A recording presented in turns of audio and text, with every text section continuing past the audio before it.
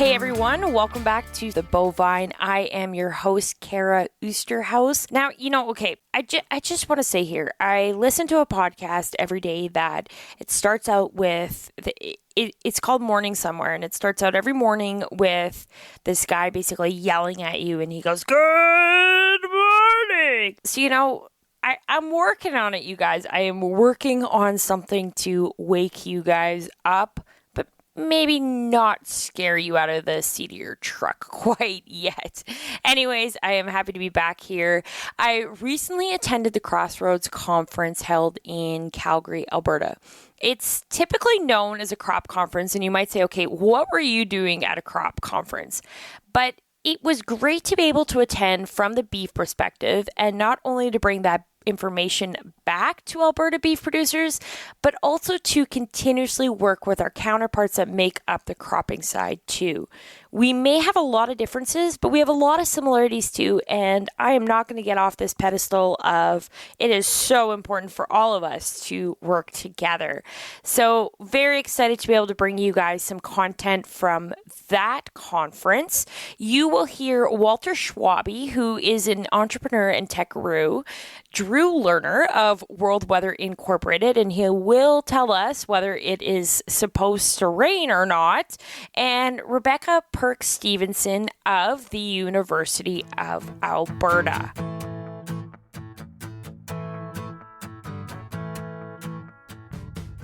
And we're back here with the Bovine.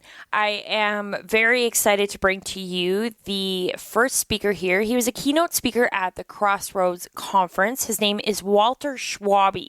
He talks all about managing data and how AI is impacting the world and the agricultural industry. And no, that is not artificial insemination. That is artificial intelligence.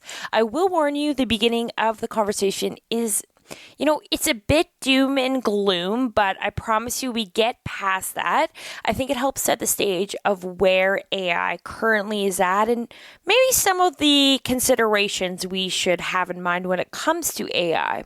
Walter goes through the OpenAI launch, the concept of safe AI, and how we all differ on where the line should be drawn. What actually is ethical comes down to a big conversation on what really your personal beliefs are. For those of you that aren't familiar with me yet, you'll know I love to read. I set a reading goal every year, and I love to talk about books, so apologies if you don't like to read, but I promise you there are some great books out there, and even some audiobooks too. If you're not into reading, listen, there's some great information out there. Just do it, you guys. It's so good for you. So naturally, I had to ask Walter for some book recommendations too. Anyways, here's my conversation with Walter.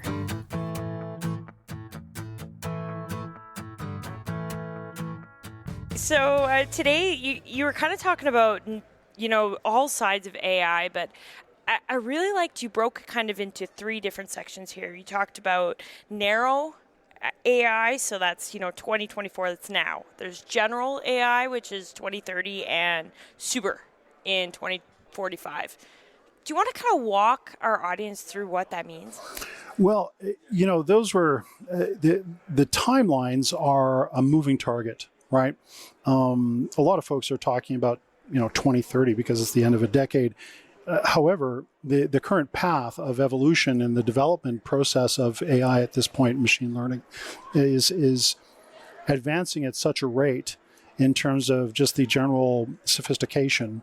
I'd mentioned that today's narrow AI, meaning that the algorithms are designed to do one thing, right? So that algorithm is either determining on or off, yes or no, this or that. That's narrow, okay? General is cross-domain thinking and reasoning. So in other words, it can think about math. At the same time, it can think about agriculture. It can think about language. It can think about images, et cetera, et cetera. Just like so it's mimicking our ability to shift gears and topics, right? And that's, just a very simple explanation. But the real issue there is getting to artificial general intelligence is a level of crossing the line where it starts to make its own decisions and determining it, fixing its own code, right? Expanding and replicating itself into places where it thinks it wants to go. And so that means we don't have control of it necessarily. And that's the concern that, many of us in the industry have right now in terms of how do we guide it in such a way. So, and there is a term, control and containment. Can we control narrow AI today? Many in the industry just say, no, it's too late. AI proliferation is out there. It is already, that horse has left the barn. Those cattle have jumped the fence, right? And so that is a major concern. Yeah, that's it. It's especially interesting. I know you kind of broke down when it came to how it could fix code itself, and like that's scary, I think, because you look at it's kind of like going to the doctor. You brought up the example. You go to the doctor because you have something wrong with you. Suddenly you're able to not go to the doctor and just fix yourself. Right. At what point is that a problem when our computers are doing that? Well, so the in terms of laying out the things that we shouldn't have done or you don't do if you want to maintain control. Number one, don't unleash it on the public. Okay, well, that's too late, right? OpenAI launched ChatGPT just over a year ago in November. And so, that's out the door. Then don't allow it to learn how to code. Okay, well, that's now too late. It knows how to do that and improve the code, although with human direction. Okay, so it's still not just determining on itself that it wants to fix it and grow itself in a certain way. However, you heard me mention, I don't know if you remember, but I had mentioned OpenAI's project called QStar, and that's moving in that direction. And here's the really frightening part, if that wasn't frightening enough for you. The really frightening part is that when these large language models come up with an advancement, they solve a math problem at a grade 6 level, let's say, which is what QStar did. They don't know how it happened. It just happened. So Google, Meta, all these large organizations have these LLMs that are solving problems or doing tasks that they weren't actually asked to do. So, for example, it'll learn a solution, but then it'll also learn it in Latin. And no one asked it to do that. And they don't know why and how it got there. So the unknown of the black box is also something that is concerning to scientists and the programmers behind these models. Well, and it brings up the question of, okay, it's solving its own problems, but who's determining the values behind these problems? Who's determining what a problem is and how to fix it? And what isn't. Yeah. Right? So we talk about alignment, and alignment, if we can't control AI now because it's out there, and your listeners can go and download Meta's large language model called Llama, and they can download it, and $50,000 to $100,000, they can start running their own large language model operation if they want to. It'll cost them more than that down the road just to continue to train and run the server infrastructure, but they can do it. So proliferation is there. And then we have to start saying, well, look, we need to literally force all programmers and all developers of artificial intelligence, and that is an all-encompassing term that includes computer vision, machine learning, etc. All the developers around the world to follow a set of rules and ethics and values that we deem as the right way to go. And when I say we, I'm talking the collective we on the planet. And here's the real concern, as you brought up. Who determines those values and ethics? Whose are we going to follow, and what actions, will those look like? And then who gets to decide? Are we deciding for the Alberta beef producers right here, right now, what that value set is and how the AI all used within the industry should be?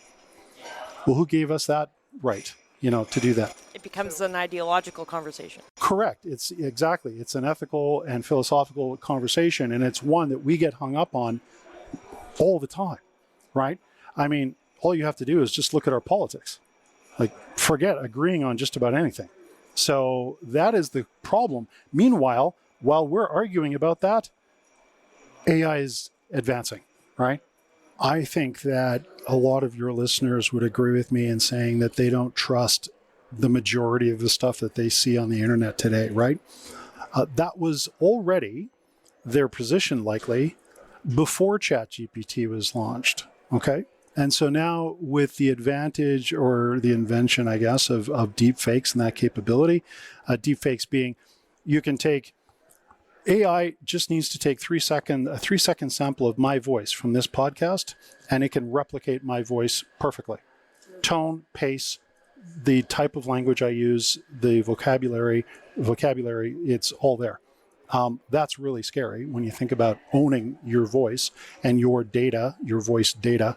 But it can then take your images, your video, and create. If people want to check it out, they can go to HeyGen, HeyGen for generative AI, and they can upload a video of themselves and create an avatar and write scripts about Alberta beef all day long, having them talk, and it'll be their avatar doing all the work. They don't need a studio. They don't need cameras. They just do it once. Boom, it's done. And they can deploy that at will. Now, what if one of those avatars started out there talking about the fact that Alberta beef is the best beef on the planet, bar none, and started talking and slagging everybody else's beef product around the world. Now, that isn't coming from the industry, but it could be made to look like it is, right? And how would you know the difference? Now we have to be more diligent in terms of fact checking, and just not assume that it's the truth and that person said it. So in the U.S. election, you're going to see, and there's already evidence of this already, you can see Donald Trump saying and doing things that he didn't actually do. The same thing for the President Joe Biden. Sometimes the two of them are in the same frame and they're joking back and forth. And, if you didn't take a long look at it, you wouldn't know it didn't actually happen. But there are ways to check for these deep fakes and that, plagiarism, for example, in terms of ChatGPT writing your paper, or your report or your article.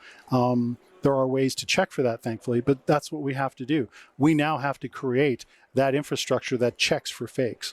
Okay, so we can scare the heck out of each other here, but on the other side, what can we do? We look at the agriculture industry, and there are lots of positives to AI and what it is doing for the industry, but what kind of message can we actually send to the industry to, get our narrative out there before they decide for us? Right. You just said it, in terms of getting your narrative out there before they decide, they being the collective, somebody else. That's exactly what I'd recommend. And it's what I recommended here today, that the Farm Tech Foundation of Alberta write an open letter to the Minister of Agriculture stating that they stand for the ethical, development and safe development of artificial intelligence within the agricultural sector, and that only, by the way, voting with your collective industrial wallets, only deploy those technologies that fall in line with that. That is the way we get this to change. That's one of the ways we get to change the course of this tanker. Okay. And so that's number one. You got to speak up. So I think the Alberta beef producers need to write an open letter, just like I recommended this. You cannot afford to be a passive group. You have to, or communicate amongst only yourselves. You have to, and I know that you lobby already, okay? But I mean, really get out there, raise the voice in terms of an open letter and say, look, this is what we stand for. And this is what we really need to demand of the developers developing solutions for our industry. I don't know if you, I'm really at a loss to come up with the company name, but there is, and I believe they're a Calgary company, in fact, they're an Alberta company that has designed facial recognition algorithms to identify cattle. And so it'll identify the cattle by face and then be able to determine the health. there is also robots that you can deploy within your herd that will monitor the herd for disease for you 24/7. Just, motor around and continually scan the cattle for those types of things. And so the question then becomes is, why should you care? Why not just deploy it? It's cool. It does the job and great, because there could be bias. Maybe there's bias in those algorithms that is slanting the results in such a way so that, hey, as I mentioned before, we want higher crop yields. So the bias in the algorithm decides to deploy more fertilizer than either we want to cost-wise or we're allowed to regulatory-wise. And so, but the algorithm is just trying to do the number one job, which is increase yield, right? So you have to raise your voices and become active as an industry. You cannot afford to be passive. Well, and you mentioned too, looking at, we're talking about increasing yields when we're looking at crops, or we're talking about, like you said, cattle, figuring out disease, stuff like that. But really, our highest yielding crop is our data. Yeah, that's absolutely correct. It's a point I made earlier in the sense that, data is driving everything, right? Your members track their herds in all sorts of ways for all sorts of reasons.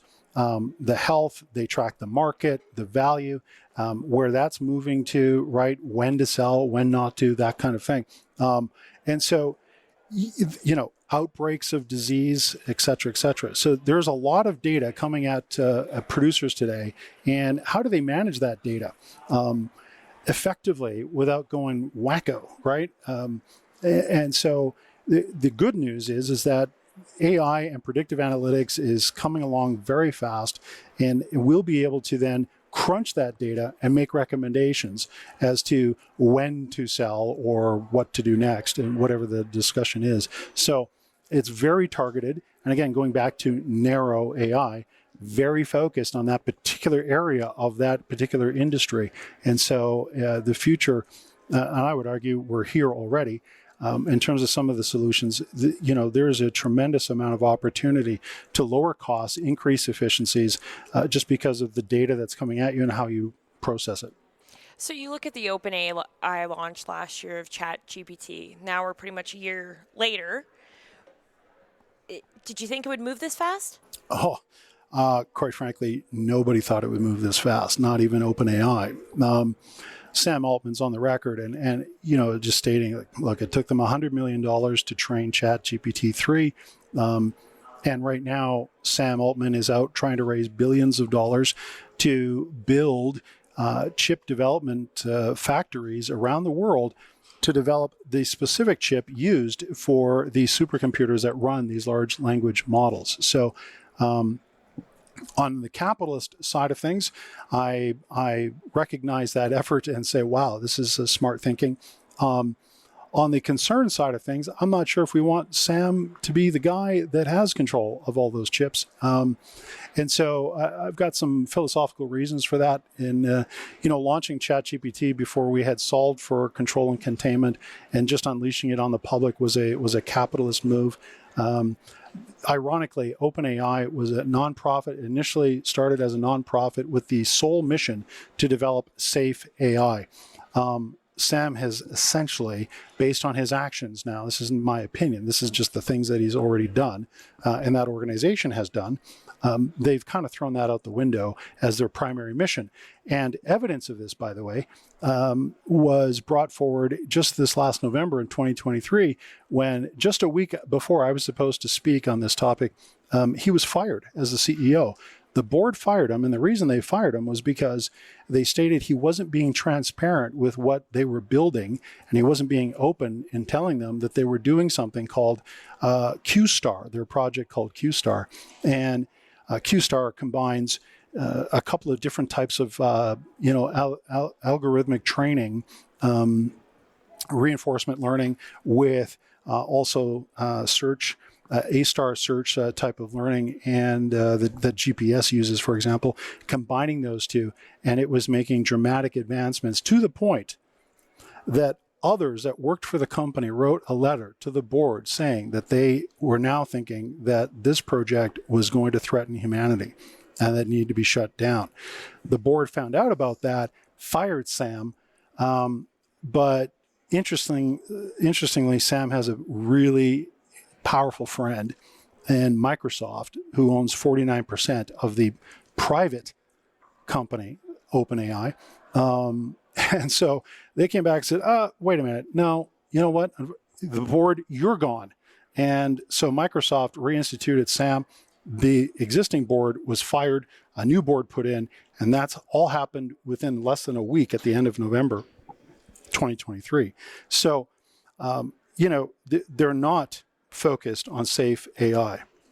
And it's kind of this double-edged sword that we're walking, right, between the risks and where you stand on that, and then all the massive amounts of unlimited potential and opportunity, and going after that as well as an industry and as a business and as a society. So the incredible amounts of really complex problems that we can solve with artificial general intelligence is just unlimited. We just hope that it has to play nice with us. Looking at agriculture as a whole too, do you have any predictions what role it could play? Well, it's not so much what role it could play, it's what role it is already playing, and it's what role it will continue to play. National Geographic just put out a study that said that, and a prediction that we will have a population on the planet of roughly between 8 to 10 billion, 10 billion people by 2050 is what they're saying. How are we going to feed those folks? And so what I can tell you is that business as usual is history, right? If you have a producer that just wants to continue to do what they're doing, okay, that's certainly their choice, obviously. But there is going to be now a beef producer plus the advent of AI that is going to win out. And the reason is just because of the sheer amount of the force multiplier that AI is. You can do, 10 times, 100 times more work, more effectively, more accurately, quicker than the producer that does not have those tools available to them. So we have to do it. We have to do it. If we're going to feed many people and make sure that they all know Alberta beef is the best, then we've got to do things differently. And that's just that's the reality. So vertical farming, AI and robotics all over it. So we need vertical farms, we need farms, urban farming, we need farms in your kitchen, right? Growing herbs and lettuce and etc. We need all sorts of different ways to produce. Now, that also includes, by the way, and I'm not a proponent of it myself, but, lab-grown meat, lab-grown, as you found out yesterday here at the conference, dairy products that were grown in a lab. Due respect, it kind of gives me the heebie-jeebies, but at the same time, there's a portion of the population on the planet that is going to require those kinds of solutions. So I think we have to be adaptable, and that has to become the superpower that we have. We become adaptable, we upskill, and we get prepared for how the workforce is going to change dramatically. Already is. All you need to do, and all your listeners need to do, is go online and check. There's a CNBC article I just read last night of all the companies that are laying people off right now, okay? And for two reasons. One, they overhired because of the pandemic, but two, they're now automating. We're talking about human resources. We're talking about administrative, accounts payable, receivable. We're talking about accounting. We're talking about legal. Anything administrative that was largely a repetitive role, that's going to become automated. And so those individuals now, what are they going to do for work? How are they going to feed their families? And so this is, for the first time, I've become a cautious proponent of the, UBI and a universal basic income, because we're now going to need to prevent an economic collapse, because AI is going to lower competitive wages. Right? If you can do it, a task, if you and I can do the task, but AI can do the task instead, and you're paying us top dollar because, let's face it, we're worth it, right? and yet AI can do it for, fractions of a penny, do it faster, do it more accurate, and doesn't take sick days, doesn't have healthcare, right? All WCB claims, that kind of thing. You're going to do that, right? If it fits all the bill. And so what are we going to do then? We have to, number one, become aware, right? Pay attention. And then we need to speak up, and we need to make other people aware of it, have those conversations about it, and let them know. And it's not so much about diving into the doom and gloom side of this, but we need to take it seriously. So I explained that there's three camps, and I'll just share that, if you don't mind, with your audience. There are three camps of positioning on this. One is the alarmist camp, where humanity being erased by artificial intelligence and artificial super intelligence down the road, because it wants all the atoms that we make up as the resources for what it wants to do.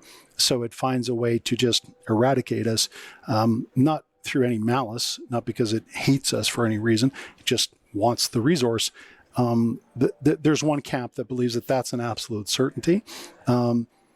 Unfortunately, in that camp is a lot of the top AI experts, scientists, and individuals in the business for years, we're talking 20 plus years, are saying that.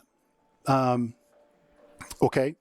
Then there's the middle camp. The middle camp is, you know what? The chances of this are kind of like somewhere around the 10 to maybe 25% chance. It's not 100% certainty. And, we're not so worried about it because we're going to just develop AI to police the other AI, right? And so AI will solve this other complex problem that is humanity not being eradicated. That's what the middle camp believes. The third camp is, this is just alarmist. This is ridiculous. It's just not going to happen. And the reason is because when artificial superintelligence comes along, it's going to be so intelligent that it'll recognize our value as humans, and it just won't eradicate us because it just will know better, right? Okay, well, I mean, there is some science behind sort of all three of these perspectives. And interestingly, I'll leave it up to your audience to sort of investigate where they land in this spectrum of belief. But I'm in the position of, I think it's just prudent to ensure that programmers develop this technology responsibly, safely, and with a solid group of ethics. And the European Union is already starting to regulate, and how it already has regulated the types of AI that they'll allow to operate within the EU. Look to them for the first regulatory body and decisions. Here home in Canada, we have the Artificial Intelligence and Data Act that's being proposed by the federal government. Has some good things in there, and it says a lot of the right things, and some things I don't necessarily agree with. But one of the curious things, though, that they'll notice if you read it, it's about 30 pages. If you read it, it excludes CSIS, and it excludes the Department of Defense from following any of those rules. That's got to raise some flags right there. Any book recommendations for producers that might be, digging further into this? Yeah. If you're looking to read some great books, one written by Mo Gawdat, Gawdat. Mo is the former chief business development officer for Google X, and he quit his role because he was so concerned about the way AI was developing and evolving that he wanted to get out and sound the alarm and raise the concern. So he quit his job. And by the way, Google X is where Google spends all their money in terms of R&D. That's the division for that. So the really wacky ideas, that's where the money flows. So he was the business development officer there. He quit, and he wrote a book called Scary Smart. And so I really recommend that your audience pick that book up and either, the audiobook or read the hardcover. I'm a hardcover guy, or a hard copy guy anyways. And so excellent book written by him on that. There are a number, AI or machine learning machines behaving badly. It's another book to read. It's just talking about the ethics of it. There's a lot of concern around the sort of ethical decision making. And by the way, AI today isn't making the ethical decision. It's not thinking of it as an ethical decision. It's thinking of it as a logical decision as to what is the most shortest distance to the goal. That's it.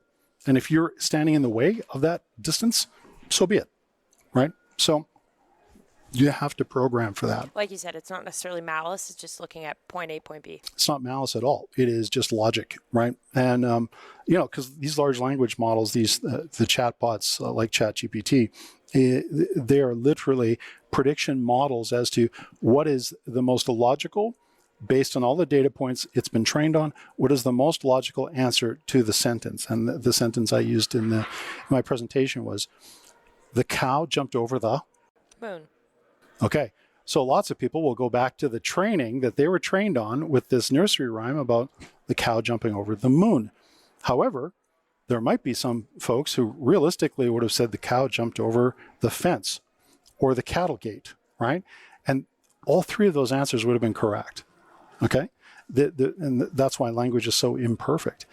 But large language models are now starting to solve mathematical problems, and doing both, that cross domain, that's crossing over into AGI, and that's the concern. So I would follow the Sam Altman saga, just watching what that guy does. I would send your listeners to the Center for Humane Technology, humanetech.com. They have a tremendous amount of podcasts and information there, and they stand for the ethical development of AI. So they're right at they've testified before Congress on a couple of different occasions, and they really are driving that conversation in a really positive way. I strongly recommend that you all check it out.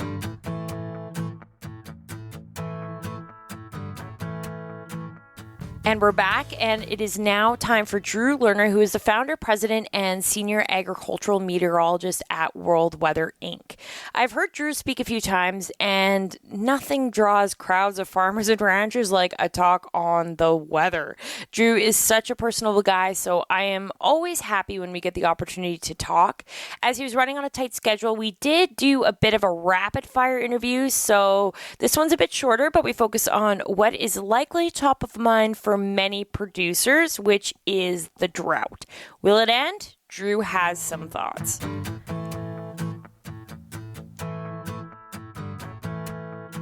Oh, it's great. It's great. It's the first time I've been up here in the wintertime where I feel like I'm home.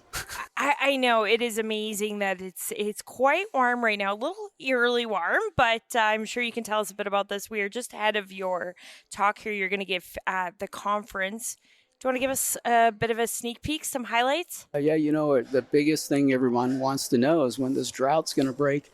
And at the moment, there's not a lot of hope for something right away. But I think as we go forward through these next few weeks, we are going to see a little bit of a opportunity for some light rain and snow once in a while. It's not going to fix those long-term deficits, but we need to get something on the topsoil a little bit to help to develop some grass and crops and all that good stuff. So it's going to be slow in coming, but it is going to come. And the word this year is just be patient. I think the summer looks a whole lot better than the spring, and we don't want to wait too long. If we have to do field work or whatever, we don't want to wait for that optimum precipitation event because it may be just a little slow coming, and we don't want to get behind the eight ball. I do think that as we go forward in the summer, we will do better with precipitation. So, late planting and late developing crops may not be a bad idea for this year. When you're talking that there's potential for some moisture coming, you're talking Alberta. What areas are you looking at specifically? Yeah, I think all the prairies will get moisture at one time or another. Now, the spring is probably going to start off probably wetter in Manitoba and southeastern Saskatchewan. And the driest areas will probably be in northern Alberta and northwestern Saskatchewan. That area hasn't done real well with winter weather up to this point anyway. I think there's a few areas up that way that's reported the driest winter on record. So there's a need for moisture, but that area up there had better moisture last autumn and in the summer, so they're doing okay. But the southwestern prairies will be, drier than most other areas getting started. Now, when we get into the heart of summer, we're going to turn it all around, and we'll make it drier. We'll make it drier in Manitoba and southeastern Saskatchewan, get the temperatures pumped up over there, and then we'll shift the rain to the west, and we'll start doing better. Now, the way it's supposed to look at the moment is that the greatest precipitation over the latter part of our summer is going to be in northern Alberta and northwestern Saskatchewan, but the south here, where it's been driest for so long, will get timely rain, and it'll turn out to be okay, but it's going to be long and frustrating waiting for that to happen. And now, will that rain actually go into the Palliser Triangle, or is it going to go around? Well, initially it's going to go here and a little bit there and not over there, the same thing as last year. But as time goes along, it will get better. But it is, we've got, this drought isn't just right here in this part of the world. It goes from Mexico to clear up through the Peace Country. And it's been like that for years. So any storm that comes along is going to run into a lot of dry air. So if we want to really knock this thing down, we got to send one storm after the other over the same area in order to get that moisture in the atmosphere built up so we can get it to halfway decent rain. And until that happens, it's going to be, spits and spats here and there. And it's going to be really hard to get the moisture uniformly distributed. But it will happen.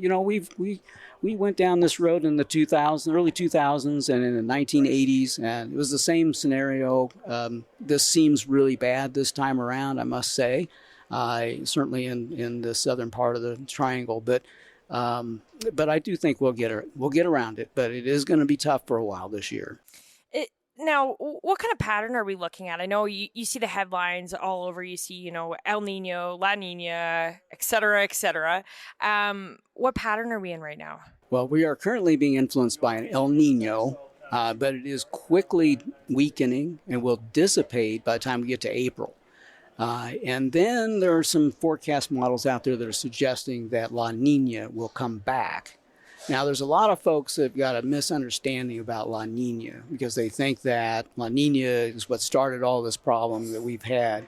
And to some degree, it was, but it wasn't. It just happened that La Nina lasted for 3 years, and it occurred in an area that was already being influenced by drier biased weather because of the 22-year solar cycle.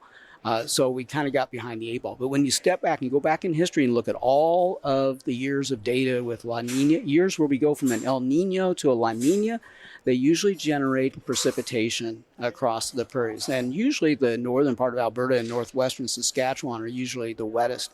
And the areas down to the south are they do all right. It's not always the best rain, but still, it will happen. I think that La Nina is not the bad word that everyone thinks it is.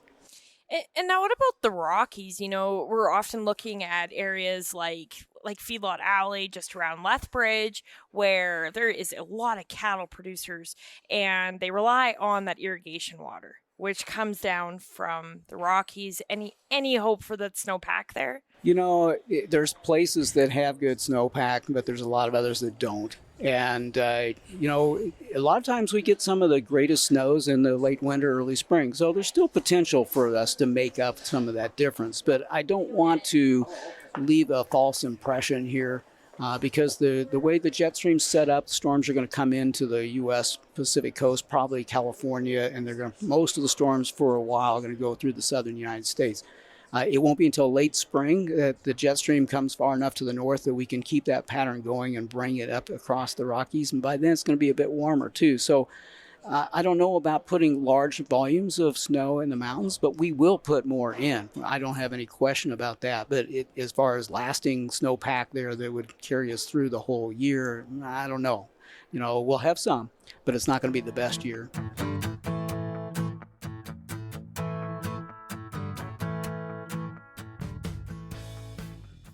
Last but certainly not least, I had the opportunity to talk to Dr. Rebecca Purc-Stephenson. She's the professor of psychology at the Augustana Campus of the University of Alberta. I tend to be very open about my mental health and struggles I've had in the past. I'll have some people come to me and say, "Are you sure we're sharing this online?" And I get that is valid. We don't want to share everything, and I wouldn't talk about all my medical issues on anywhere. So I think, though, one thing that is important is the stigma when it comes to mental health and mental health awareness. So I think if you're willing to be open, it is so important. Don't get me wrong, it is not easy to share some of these things, but I am always happy to share if it means we can possibly help someone. So if this conversation can help just one person, that would be absolutely incredible. So I just want you guys to know that I remember, as it's February, and even though it may not be as notoriously cold as February typically can be, the days are short, the nights are long, and while I get it, you are not alone. Listen on to this conversation I had with Rebecca for a conversation on the importance of mental health literacy, breaking stigmas, and new resources you may not be aware of.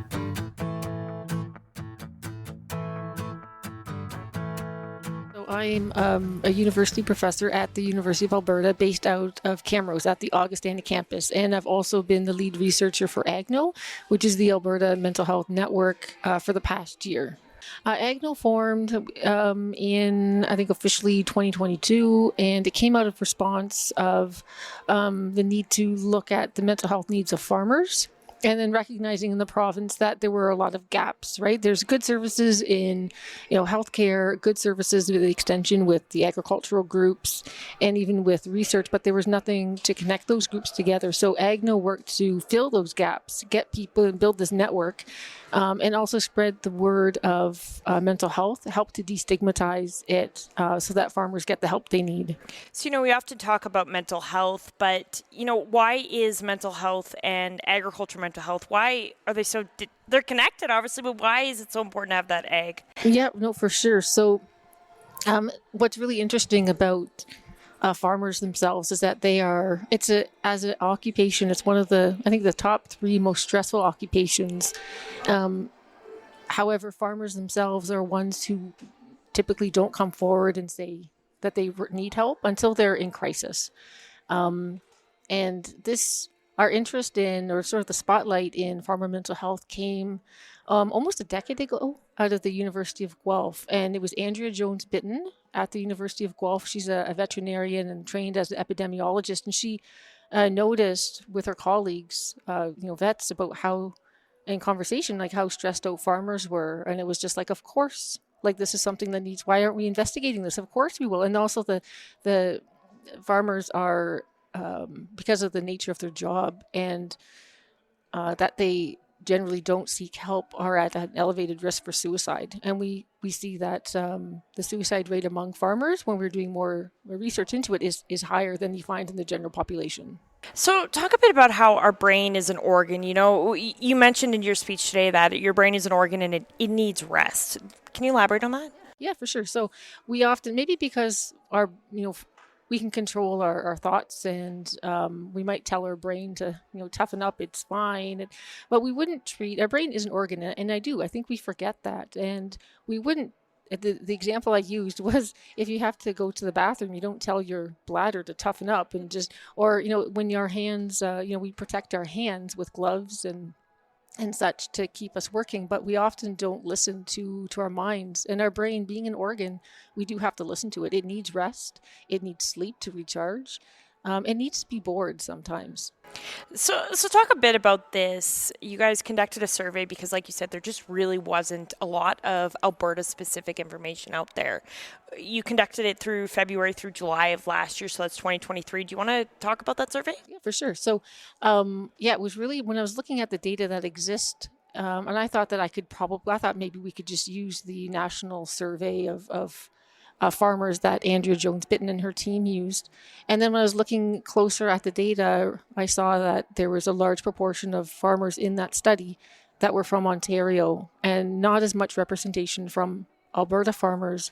And given that Alberta farmers contribute so much to Canadian agriculture as a whole, right, well, we need to know what's going on. And there's also big differences from east to west in terms of, size of farms, commodity types, even like our understanding of what rural means, right? Like when I used to live in Ontario, in 30 minutes, I could be at a Walmart, where that might not be the case in Alberta. Those farms are large. I might not even have Wi-Fi in some areas. So it was really important for us to know what is the current status of farmers here. So I wanted to replicate the study that was done in Ontario. So we used the same survey tools so that we would have a direct comparison. And then having that information was good as like a baseline. So if we do introduce any interventions or services, we can then say, go back in 5 years' time and measure it again, see how have we made improvements? Is this working? If not, what do we need to change? So again, being like really responsible with like the resources and services that we want to put in place. Is it making the change we're hoping? Well, and I think that's a really great point when you talk about even how we define rural. I know like my own personal example with that is I grew up in a town of 1,000 people. I came to Calgary. I came to school in Calgary, and, I had people that say, oh, I'm from a small town too. And I go, yeah, like, what are you from? Well, I grew up in Cochrane. And, like for people that are listening that aren't familiar, like Cochrane's basically a suburb of Calgary at this point, right? And it's to me, it's a large place. But then, my brother, he's over in Australia working right now, and he had to fill out the survey, and they said, okay, are you okay with being rural? And he said, well, yeah. I mean, I work rural right now. It's fine. And they put him in like the middle of nowhere, Australia. And I think he had a great opening of like, yeah, our town is small, but this is rural. So, it's very different how we all define it. Yeah, for sure. And so I think that, and even the size of farms, I think when I was looking at the size of farms and differences east and west, in 2016, I think the average farm in the east was around 280 acres, and out in Alberta it was, I think, around 1,300. And even the States, in average, those farms are about, I think, 400 or so acres. So context matters, size matters. So you looked at, like you said, you looked at a few different areas, but you also kind of looked at the top stressors. What are the top stressors that impact farmers? Yeah, no, great question. And again, like there's lots of research talking about the stressors, and there might be a list of 20 things, but how do we understand the value of those? I mean, if I can't do much if I'm trying to deal with 20 stressors, like as a policymaker, as a researcher or social service worker. So it's precision research, if you will, right? Like, how can we get more precise so we can target in what matters most?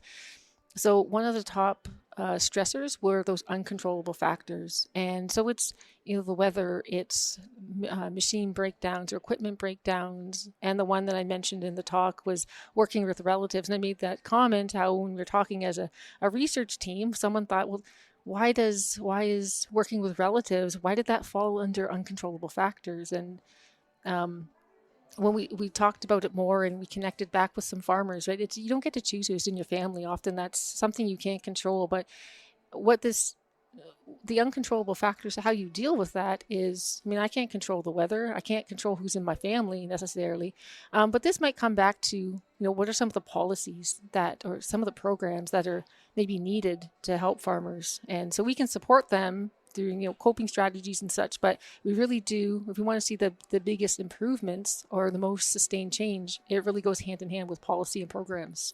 Okay, so we're in the cold winter months right now. A lot of people really struggle, especially, we look at I shouldn't say especially anyone, because there's lots of people that struggle across all facets of life. And one of the things we look at is, what are those early signs of stress? Because, stress often builds into anxiety, builds into burnout, burns into other mental health issues or I guess mental wellness.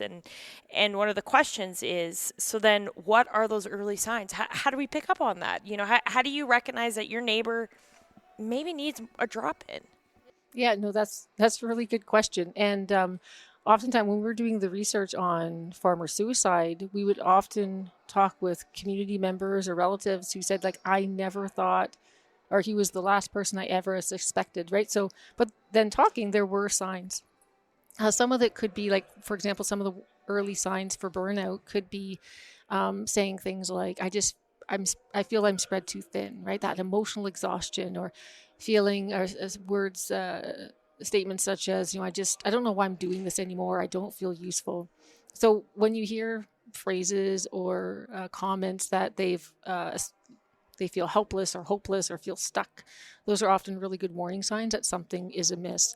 And then even if they don't say anything, what are the things that you can observe, right? So you might, when there's a change in either someone's appearance, right? So they look not as maybe well kept, or their property looks different, right? There's a lot of debris that isn't normally there. When you see those big shifts, that can be an indicator. Or even, especially when someone's in crisis, if you see like a mood change, for example, if they're giving away things or they seem more gregarious, or that can also be a sign that there's something kind of amiss there, and it's good to reach out.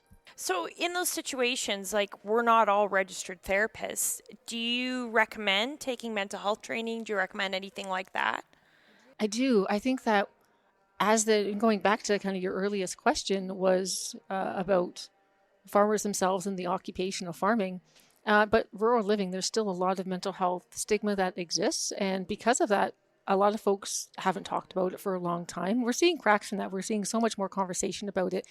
But there might be a lot of unfamiliarity with those warning signs. So having a strong mental health literacy, right, knowing what those warning signs are, is something that it can help, a loved one, a peer, or even yourself.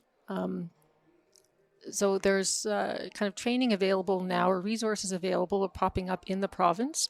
And also there are therapists. So through AGNO, there are therapists listed there, I think 10 or 11 of them, who have a background in farming or might be farmers themselves, and also registered psychologists or counselors who offer counseling. And that's been a big barrier for folks to seek help when they feel like the person they're talking to just doesn't get them. So it's reassuring to know, as a farmer, to know that I can reach out to someone who gets me. I don't have to spend the first, hour of my session just trying to explain my background. I can get right into it and they get it. And let's touch a bit on stigma there. I know you're working really hard to get rid of stigma, but what are some of the things that we can do? Like, even I look at myself, I would call myself a mental health advocate, but it is something that is, I don't even know how to say it. It's something that I still feel like ones that are really close to me, I try and have the conversation, and you can't, because that stigma is there. How do we break through that? How do we get past that? Oh, just buck up, you'll get through it. It's a great question. And for drawing back on psychology, changing attitudes is one of the most difficult things. So you almost can't, right? I might know, for example, that exercise is really good for me, but I don't do it, right? Or I don't want to talk about it. So there are some certain groups where we can work on, right? For those who are in crisis, we can make sure that there are services available. We can make sure that their loved ones recognize the signs to help them, even though they might not want to help themselves. And what a big focus is really working on the next generation, right? Making sure that we're setting us up for success and the industry up for success. So I would like to work with children, people in post-secondaries, right? Make sure that mental health literacy is embedded in these programs, and also that farmers, like upcoming farmers, have a realistic preview of what those stressors are like, right? Because oftentimes you don't know what it's like until you're in it. Yeah, well, and we always hear the question, I think, especially in agriculture, we say, but isn't it just a part of the job? Isn't that just what it is? And, you mentioned today, and I actually wrote it down, you said, do not normalize your stress if it's excessive. And I think that's something we oftentimes, it's like we pride ourselves on how busy we are and how hard we work. But that's not normal to have those high levels of stress. No, we have, I was listening to a podcast the other day, or not a podcast, I think an audiobook, and it was talking about achievement culture. And I think I could have replaced, I think they were talking about parents and children, but I could have replaced those words with farmers and like government or industry. But I think in many ways, farm culture is very much achievement culture, right? Where we really do value the work and we want to be busy. And I was talking with a farmer just in the room after my presentation, and he was saying about some of the changes that he's made on the farm to like alternative work arrangements. So instead of, say, working, during harvest time, crack of dawn to, midnight, he has different schedules for folks, and he's finding that that's better than to have, say, a day off, right? And so experimenting, with different. What essentially he's doing is breaking those norms that have been part of farm culture for so long. And there's plenty of research to back up that being able to take breaks from work is healthy, and you'll be more productive. And I know you guys listening can't see me, but you just missed the big smile because let's break those norms. Absolutely, that's huge. And I mean, let's talk burnout here. When you are looking at that achievement culture and you're just go go go go go, what does burnout look like? And also conversely, when does it become a safety issue? Oh, that's a good question. So burnout is three things.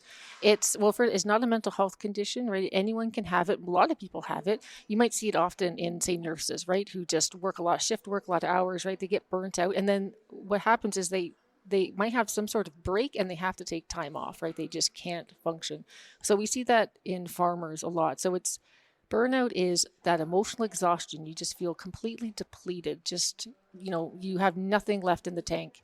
There's also cynicism, right? Where you just feel like a bit of resentment, like the things that you used to enjoy about your job, you hate them. You don't feel like, the industry or the government supporting you in this. They're listening to, whether it's, public pressure to make changes that don't really align with, your work. And then the last one is that feeling that you're good at what you do. You just don't feel that you're good anymore at this. Like, why am I bothering to do this?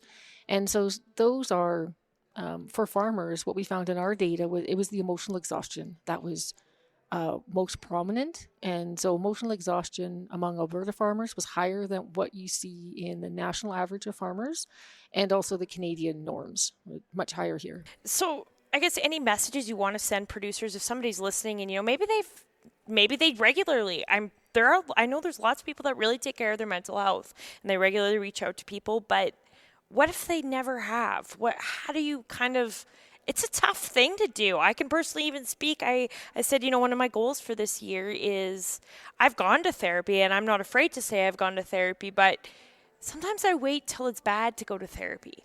It's a good point. People think, I can't, why should I go to therapy? Because I don't have a problem. And then what's funny, I had my first therapy appointment about 2 weeks ago, right? And I also felt, and it was good. I was going through something and they helped me work through it. Because I didn't also want to, I can talk to my partner, but he's not, he's on my side. So I wanted to get an objective opinion.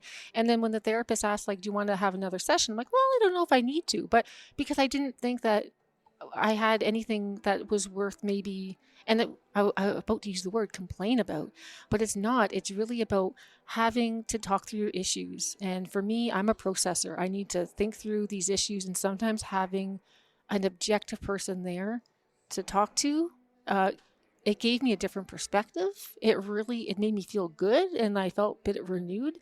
And so one thing that people could do is really talking about it. When we looked at how are Alberta farmers coping, what are they doing? A lot of them are just unplugging or taking time off, but the stress doesn't go away, right? Or working on hobbies, so a lot of distraction. But again, that's just putting the stress aside to come back to it later. And so talking about it, going to see a therapist can help talk through it. What is it that's really bothering? Is there anything that I can do to change it? Right? It can help you problem solve. And the more you talk about it and think about ways to problem solve it, can make that stressor seem, like for me at least, it really helped put things in perspective. And what was something that was really weighing on me really went away. And I know this question might be a little offhand, but I hear you talking about, you say you're apologizing for complaining or stuff like that.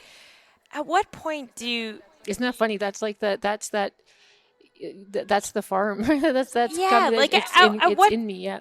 At what point do we stop apologizing for our feelings? Yeah, it's true. I remember growing up, and if I was sitting down doing nothing, my dad would say, "You're not working hard enough. Like, why are you sitting down?" Like this.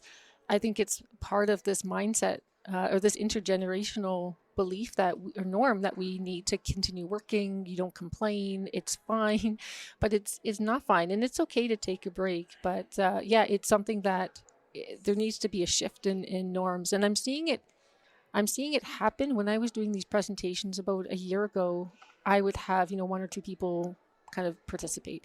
And then in the last presentation I gave about a week ago, it was really, the group was really engaged and could talk about it. And I think that we're starting to see a shift where people are recognizing it. And it wasn't just the young folks talking about it either. Not that I'm not a young folk, but like there were people of all ages that could recognize like the value of thinking about mental health and caring about it as you would your farm or the livestock or in your care.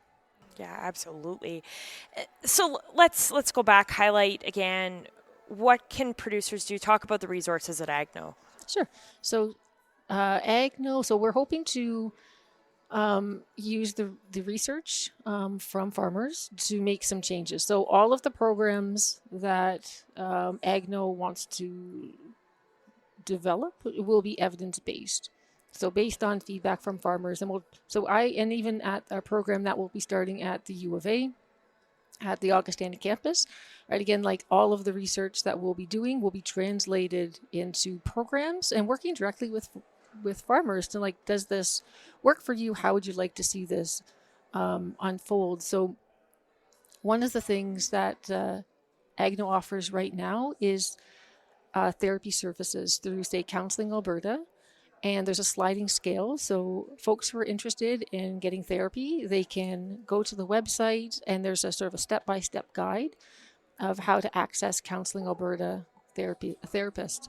And then there's also Agno agriculturally informed therapists listed there. So you can look at their profiles and maybe there's someone who resonates with you, has a similar background, and you can, right on the screen, you can contact them kind of directly. And it's all anonymous, so it's not through Agno. They're not facilitating or mediating that conversation. It's all private. And what's nice too about those therapists listed is that you can have, say, a 15-minute free consultation with them, right? And sometimes that's important when you really want to find a match. And when you find a match, it can make a big difference, right? And conversely, I guess I can say from my own experience, sometimes you don't match, and that's okay too. I think sometimes people go to therapy and they're like, oh, I didn't match with my therapist. I didn't like it. So therapy's not for me. And that's not always the case. No, I think that you kind of have to approach just like you would like a consumer. Like, I didn't like this brand. I'm going to try another brand, right? So it's just not, give it a chance. And, but ultimately it's there to help you. It's a service there to help you be very productive, live the life you want to live. So use it. No, for us, we are at the U of A. We are kind of ramping up our kind of next round of research. And I'm partnering with Andrea Jones-Bitten and Brianna Hagen, who I would consider them the Canadian leads on farmer mental health, and really working on some really cool research there. One of them is on farm culture. And so I want to do a study on farm culture in Alberta so that we can understand kind of what's unique here, and make sure that information is shared with therapists or counselors or service workers who want to engage with farmers, right? What do they need to know about working with farmers?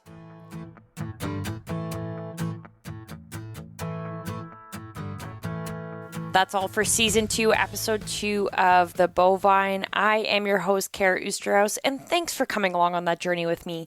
Stay tuned to ABP Daily and your favorite podcast apps for our next episode. And hey, maybe you even have an idea for a future show, a question you'd like us to answer, or you want to share where you're listening from? Get in touch on social by tagging Alberta beef producers and using hashtag ABPsTheBovine. Or you can personally catch me on my email, karao@albertabeef.org.